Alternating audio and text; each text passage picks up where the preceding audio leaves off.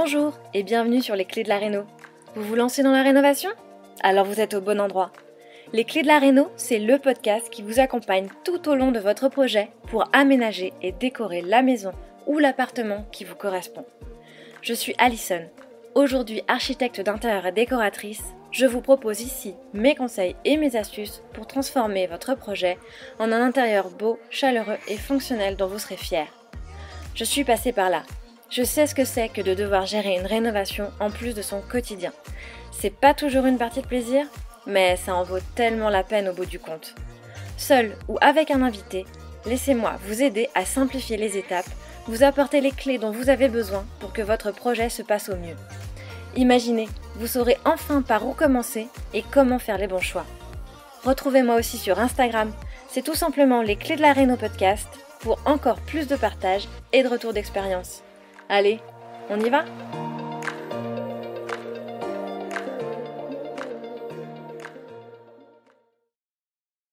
Hello les rénovateurs et bienvenue dans ce nouvel épisode de Les Clés de la Réno, le podcast. Cette semaine, on se retrouve pour parler d'un sujet encore non abordé par ici.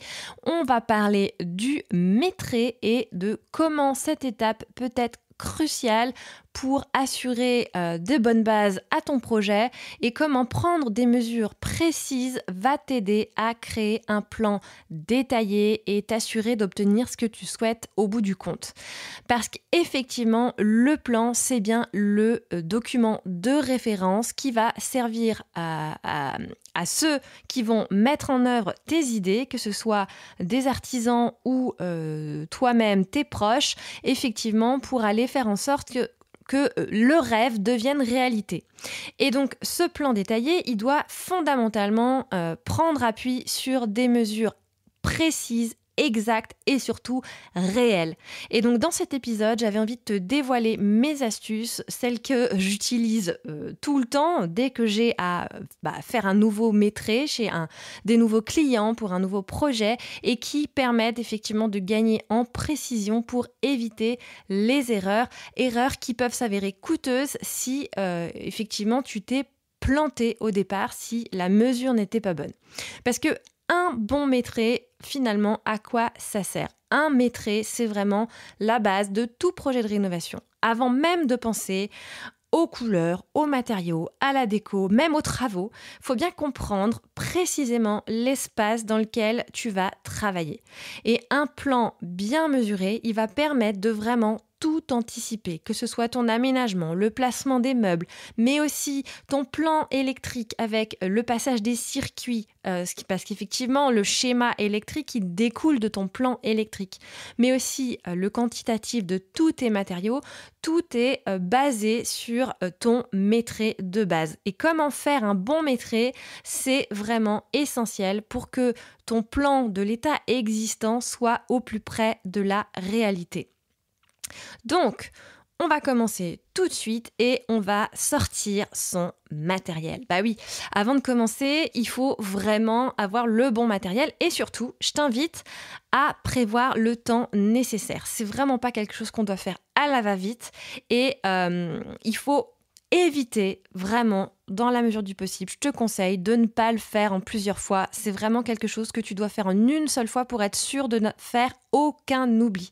Selon la superficie que tu as à mesurer, ça peut prendre du temps, beaucoup de temps. Alors, pour un petit projet, peut-être 1 heure. Pour un gros projet, 2 heures, voire 3. Moi, ça m'est arrivé effectivement d'aller jusqu'à 3 heures chez mes clients, rien que pour faire le maîtrais quand on n'a aucune base, aucun plan sur lequel, auquel se référer et quand on doit vraiment faire un maîtrais de zéro.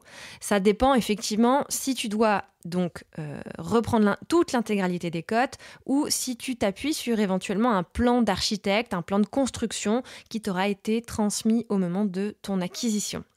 Et que alors, tu as simplement à vérifier les mesures qui sont indiquées et ajouter les manques, les oublis, parce que crois-moi, il y en a toujours. Et donc, en fonction de ça, effectivement, c'est le temps que tu vas y passer peut différer. Mais donc, malgré tout, mon conseil numéro 1, c'est vraiment de le faire en une seule fois. Ensuite, on s'assure d'avoir tout sous la main. Ce serait dommage de manquer d'un outil et donc on prépare son matériel. Quand on vient faire son métré, on se munit effectivement d'un mètre ruban, plutôt 5 mètres minimum. 5 mètres, c'est pas mal. Moi, c'est celui que j'utilise parce qu'effectivement, c'est le mètre ruban qui te permet de prendre les petites cotes avec précision.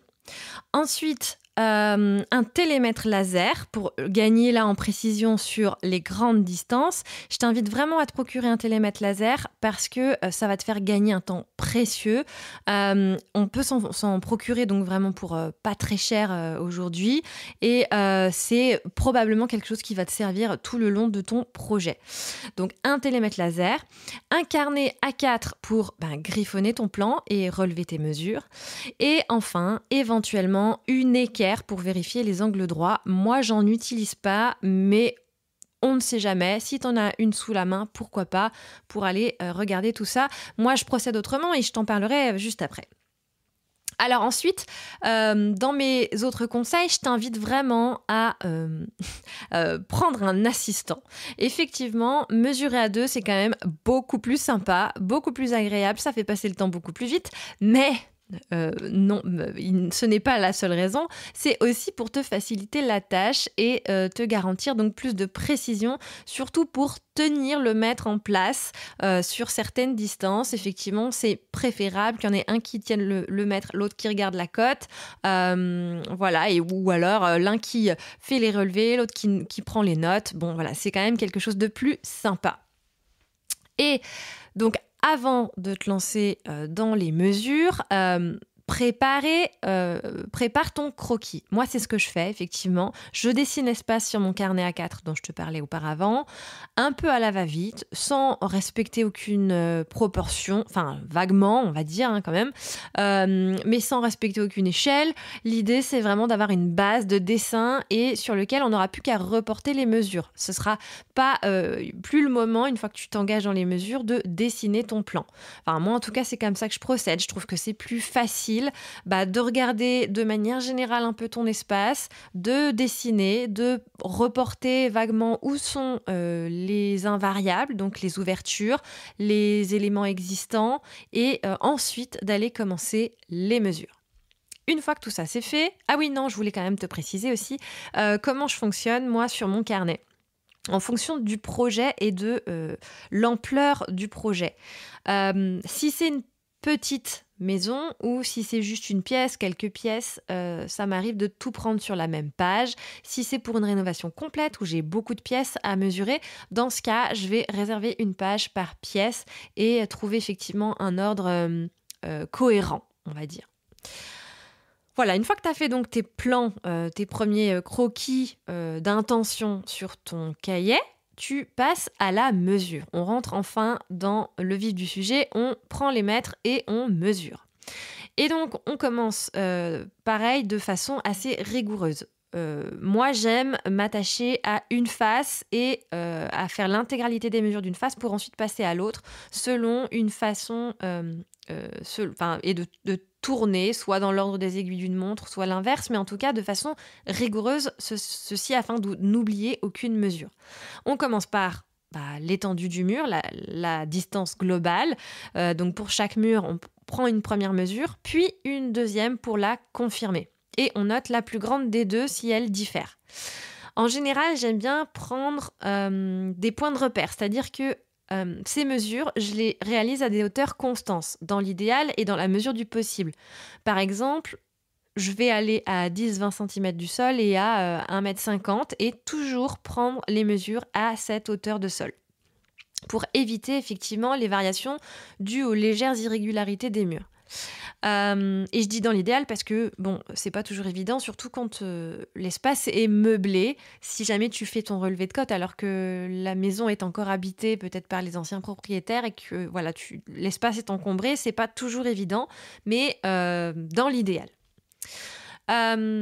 Ensuite, donc une fois qu'on a mesuré la longueur de la face, on va s'attacher donc aux ouvertures, les fenêtres, les portes, et pour chacune, mesurer la largeur, la hauteur, et aussi on va positionner cette ouverture sur la face. Donc la distance par rapport au coin des murs, la distance entre les différentes ouvertures. Enfin, voilà, l'idée, c'est vraiment d'aller les positionner sur cette face.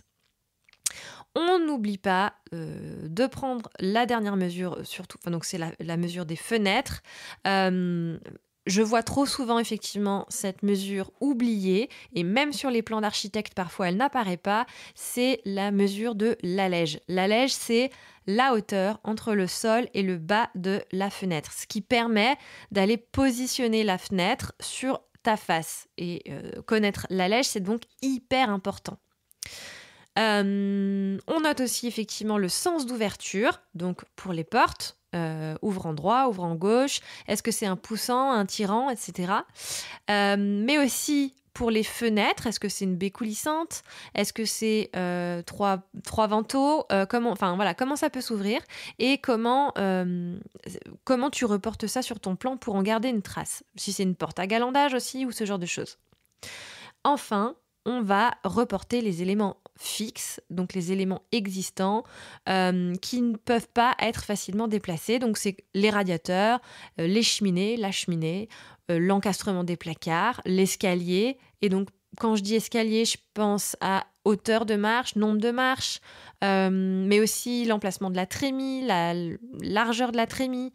Enfin, l'idée, c'est vraiment d'aller prendre un maximum d'informations pour que sur ton plan existant, tu puisses reporter vraiment la réalité des choses. On n'oublie pas non plus une des mesures qui est souvent oubliée. J'en parle aussi en connaissance de cause parce que ça m'arrive régulièrement dans mes projets de conception à distance de faire le relevé par mes clients et de me rendre compte qu'il y a certaines mesures qui sont oubliées. C'est le cas de la hauteur sous plafond, pourtant si importante. Donc, on n'oublie pas, pour chaque pièce, de prendre la hauteur sous plafond et de la même façon que les murs, de la prendre 2 fois à des endroits différents. Et quand on est face à une pièce avec un plafond irrégulier ou incliné, dans ce cas, d'aller vraiment prendre la hauteur sous plafond à chaque angle ou à chaque irrégularité et de prendre note de la mesure obtenue. Enfin, donc, on regarde si on a affaire à des angles droits. Alors, effectivement, moi, je n'utilise pas d'équerre parce que j'ai rarement affaire à des angles qui sont quand même si éloignés des 90 degrés. Mais malgré tout, je sais que de toute façon, par principe, une maison ancienne n'aura pas d'angle droit. De toute façon, les angles, ils sont toujours légèrement déviés. Donc effectivement, c'est pas quelque chose forcément auquel je vais attacher une importance vraiment importante dans le sens où de toute façon, ils vont être corrigés par l'isolation intérieure en général et donc par le placo qui va venir se remettre à l'intérieur de la maison. Mais malgré tout, pour confirmer l'irrégularité de la pièce, souvent je prends la mesure en diagonale d'un coin à l'autre dans 2 diagonales opposées, ce qui permet effectivement de confirmer que les angles ne sont pas droits en général, puisqu'un espace parfaitement carré ou parfaitement rectangulaire, il aura une équidistance de diagonale, on va dire.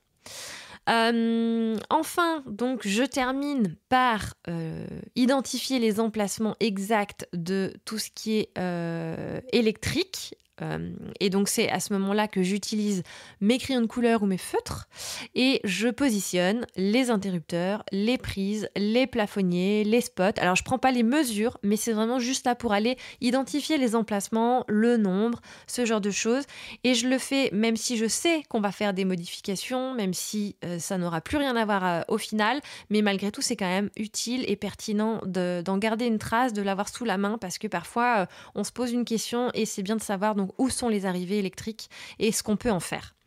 Et donc pour ça, un petit tips tout bête, moi j'ai un code assez simple, je mets des I pour interrupteur, je mets des P pour prise et je mets des croix pour identifier l'emplacement du plafonnier ou des spots ou de l'applique ou de ce genre de choses.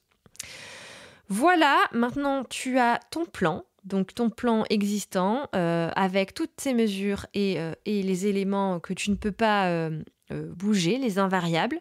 C'est un plan donc assez grossier, un plan un plan réalisé à la main, c'est ton plan existant brouillon, on va dire, maintenant que tu as fait tout ça. Et donc, il ne te reste plus qu'à tout mettre au propre, parce qu'évidemment, tu vas voir, ça ressemble quand même pas à grand-chose, et souvent, il n'y a que toi qui peux réussir à le lire. Donc, il est vraiment important de remettre tout ça au propre et de créer ton plan état existant, ce qui sera la base ensuite, pour aller créer le plan de tes états projetés, donc pour aller projeter tes états futurs de ta maison, faire tes essais d'aménagement, etc.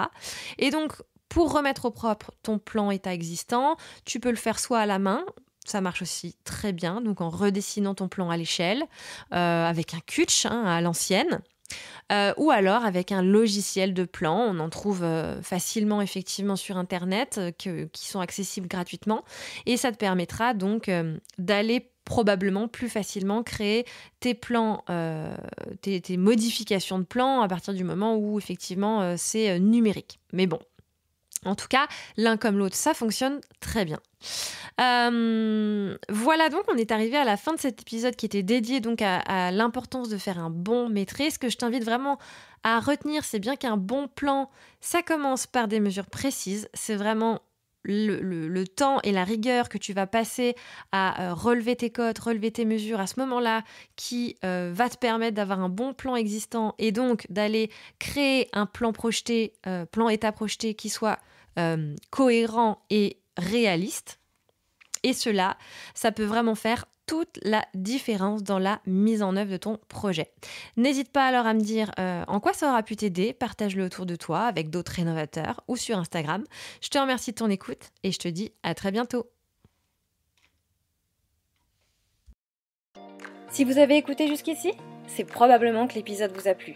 Alors n'hésitez pas à en parler autour de vous, amis, famille, tous ceux qui rénovent sont les bienvenus. Vous pouvez aussi évidemment laisser un commentaire sur Apple Podcast ou une note 5 étoiles sur Spotify. Et si vous souhaitez être informé des prochains épisodes, n'hésitez pas à vous inscrire à la newsletter ou à me suivre sur Instagram. Le podcast, c'est fini pour aujourd'hui, mais je vous dis à très vite pour un nouvel épisode.